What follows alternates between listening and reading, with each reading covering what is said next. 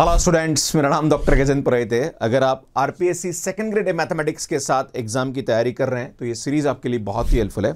इसमें आज मैं आपके सामने ग्रुप थ्योरी पे जो पहला टॉपिक है that is basic concepts of group पे पिछले 5 साल के अंदर क्या क्या क्वेश्चंस पूछे गए वो मैं आपको बताने की कोशिश करूंगा। एंड स्टूडेंट जो भी स्टूडेंट दूसरे एग्जाम की भी तैयारी कर रहे हैं उनके बेसिक्स के लिए बहुत ही हेल्पफुल है, right. So student question number 1 देखिए, यहां पे क्या बोल रहा है, the set G 1 2 3 m-1 is an abelian group with respect to multiplication modulo m। इसलिए बहुत ही अच्छा क्वेश्चन है और जो स्टूडेंट किसी भी कॉम्पिटिटिव एग्जाम की तैयारी कर रहे हैं, चाहे वो नेट है, चाहे वो आईडी जैम है, चाहे वो गेट है, चाहे किसी भी एग्जाम की तैयारी कर रहे हैं, भैया बेसिक्स अगर आपको क्लियर करना है तो यार ये क्वेश्चन बहुत अच्छा है। सुन ध्यान दीजिए, यहाँ पे अगर हम बात करते हैं, मैं आपके सामने एग्जांपल देता हूं कि अगर आपको बोला जाए कि 0 1 2 3 मान लीजिए ये लें और हम बात करें यार मल्टीप्लिकेशन मॉडुलो 4, ठीक है ना भाई, तो हर नॉन जीरो एलिमेंट का यहाँ पे इनवर्स एग्जिस्ट कर जाता है। पर अगर आपसे ये बोला जाए कि 1 2 3 एंड यहाँ पे मल्टीप्लिकेशन मॉडुलो 4, देखो यहाँ पे क्या हो रहा है, सुन 0 इंक्लूड नहीं है ना, ठीक है, और मॉडुलो m है ना, तो अगर मैं 1 2 3 लूं तो यार यहाँ पे हमारे पास क्या होगा, मल्टीप्लिकेशन मॉडुलो 4 हो जाएगा। भाई m-1 है तो m मॉडुलो हो रहा है, राइट। तो यार ये जो है ये ग्रुप नहीं बनता। आप बोलोगे सर क्यों ग्रुप नहीं बनता है? भैया इसलिए नहीं बनता है, जब आप 1 2 3 करोगे, 1 2 3 करोगे और मल्टीप्लिकेशन मॉडुलो 4 करोगे तो बेटा ये 1 आएगा, ये 2 आएगा, ये 3 आएगा। पर जब इसको इससे मल्टीप्लाई करोगे तो 2 आएगा और ये 2 2 4 0 हो जाएगा और 0 हमारे पास इसके अंदर नहीं है। So that's why this is not an group. पर आपके मन में सवाल उठेगा, सर ग्रुप बनेगा कब, ये बता दो यार। तो मैं आपके सामने बताना चाह रहा हूं ग्रुप कब बनेगा, जब यहां पे हमारे पास 4 आ जाए और ये मल्टीप्लिकेशन मॉडुलो 5 आ जाए, भैया ये ग्रुप बन जाएगा।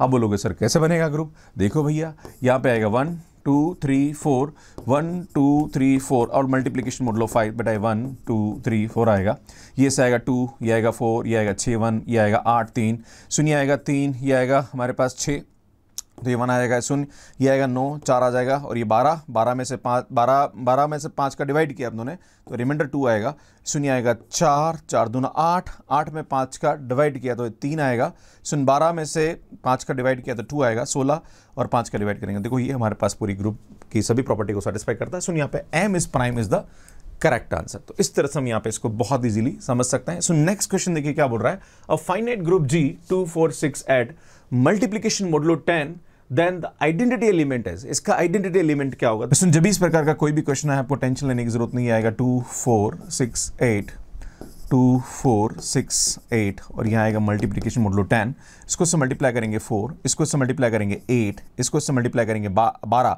12 में 10 का भाग लगाना है, ध्यान दीजिएगा 12 में 10 का भाग लगाएंगे तो इसमें यहाँ पे 2 रिमाइंडर बचेगा, जो रिमाइंडर आएगा वो यहाँ आएगा, राइट। तो 8 दूना 16, 16 में 10 का भाग लगाएंगे 6 रिमाइंडर आएगा, है ना, इस तरह से 4 दूना 8, 4 चौका 16 और 16 में 10 का भाग लगाएंगे तो भैया यहाँ पे 6 रिमाइंडर आएगा, 6 चौका 24, 24 में 10 का भाग लगाएंगे 4 आएगा, 8 चौका 32, 32 में 10 का भाग लगाएंगे 2 आएगा, सुन 6 दूना 12, 12 में 10 का भाग लगाएंगे 2 बचेगा, सुन 6 चौका 24, 24 में 10 का भाग लगाएंगे 4 आएगा, सुन 6 6 36, 36 में 10 का भाग लगाएंगे 6 आएगा, 8 छंग 48, 48 में 10 का भाग लगाएंगे 8 आएगा, सुन 8 दूना 16, 16 में 10 का भाग लगाएंगे 6 आएगा, सुन रिमाइंडर 6 आएगा ना, 8 चौका 32 और 32 में 10 का भाग लगाएंगे तो भैया 2 रिमाइंडर आएगा, ध्यान दीजिएगा ना, तो ये आ जाएगा। सुन 8 छंग 48, 48 में 10 का भाग लगाएंगे 8 आएगा, सुन 8 8 64, 4 आ जाएगा। अब आपको देखना है कि ये जो लाइन है ये किस में रिपीट हो रही है, तो बेटा ये जो लाइन है वो यहां रिपीट हो रही है, तो इसके सामने वाला जो होगा ये हमारे पास क्या होता है, आइडेंटिटी होता है। सुन सी ऑप्शन यहाँ पे क्या आ जाएगा भैया, करेक्ट हो जाएगा। इस प्रकार से इस क्वेश्चन को बहुत इजीली कर सकते हैं। सो नेक्स्ट क्वेश्चन देखिए, G star is in a group and A, B belongs to G, then A star X is equal to B and Y star A is equal to B have, आपसे पूछा रहा है कि only 1 solution, 2 solution, infinite number of solution है, no solution. तो जब भी हमारे पास इस टाइप की इक्वेशन होती है, अगर कोई भी G स्टार ग्रुप है, स्टार हमारे पास यहाँ पे ऑपरेशन दे रखा है और A और B अगर G का एलिमेंट है तो सुन A star X is equal to B और Y star A is equal to B हमेशा यूनिक सॉल्यूशन रखता है, राइट।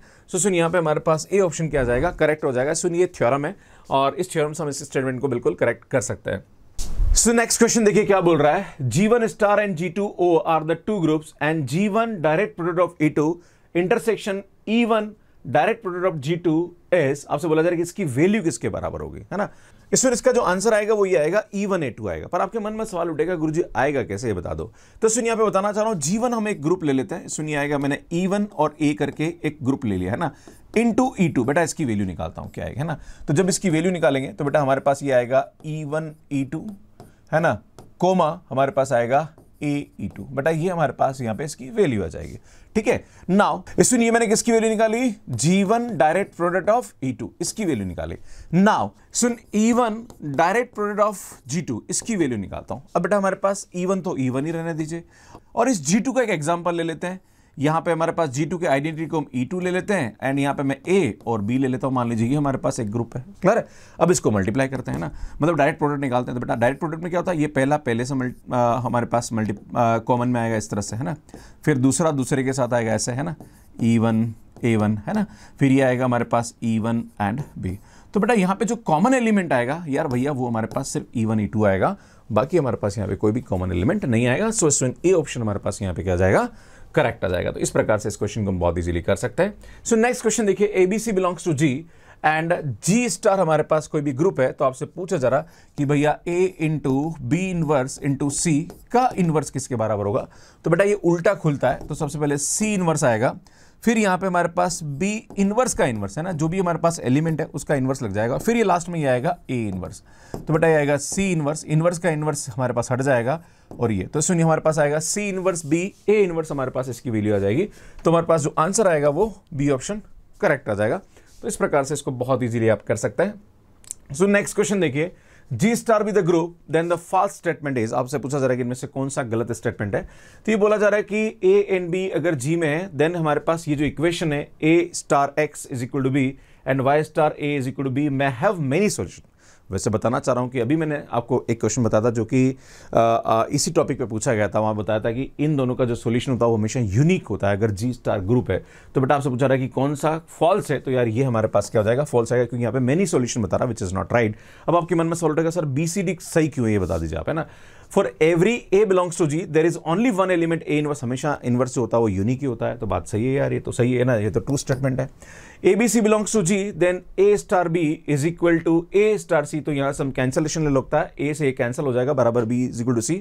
भैया ये भी हमारे पास ट्रू स्टेटमेंट है। बेटा इसको खोलोगे तो ये A inverse star B inverse आएगा, तो यार ये भी हमारे पास ट्रू स्टेटमेंट। तो सुन A ऑप्शन हमारे पास यहाँ पे क्या जाएगा, फॉल्स हो जाएगा।